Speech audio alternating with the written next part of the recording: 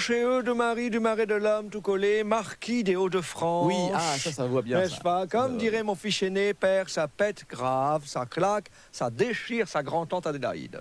Les Hauts-de-France, j'adore. C'est bien, c'est ça. très 17e siècle, Oui, et les 16e arrondissement également. Ouais, ouais. Bienvenue au peuple du nord de Paris, bienvenue dans une nouvelle ère, celle des Hauts-de-France. Je ne me lasse pas de le dire et de le redire, nous sommes de la haute, braves gens. Après nous, la France d'en bas, la gauche de France, le côté droit de France, le bas de France. Et je ne vous parle pas des Parisiens qui vont arrêter de se la ramener avec leur Île-de-France. Nous sommes les Hauts-de-France, en toute simplicité, bien sûr. Oui.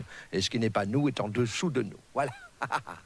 Alors, Vous êtes content? qu'est-ce que cela fait de devenir aristocrate? Ah, bah, Hein? là, pour l'instant, ça change Ça pas notre vie. donne un sentiment de grandeur quand Si, même. Hein, on prend de la hauteur, n'est-il pas? Les Hauts-de-France. Bien sûr, nous ne perdons pas notre identité.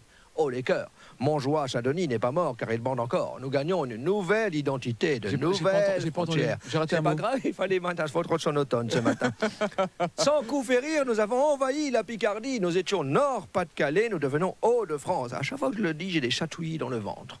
Comme disait une de mes cousines quand elle regardait les talons de son père. Enfin bref, voilà. Nous sommes les Hauts-de-France. Et pour une région qui ne dépasse pas les 200 mètres d'altitude, je trouve que c'est un exploit quand même. Hein.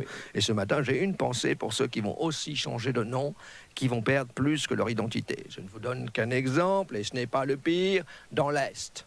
Oui. La droite de France, en regardant la carte, Oui. la casque à Pointy, l'aurait appelé mon grand-père, ils vont peut-être s'appeler Rhin-Champagne. On dirait une chanson de nazis qui vient envahir Paris et qui fait de ça en se roulant dans le stupre avec des gourgandines de cabaret qui ne perdent rien pour attendre.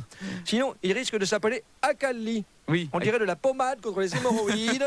Je mets de l'Acali et depuis, je réussis à m'asseoir ailleurs que sur une bouée, dis donc. Et en dernier choix, la nouvelle Austrasie. Oui. En le disant, on a envie de mettre un kilt, enlever son slip et souffler dans un bignou. C'est vrai.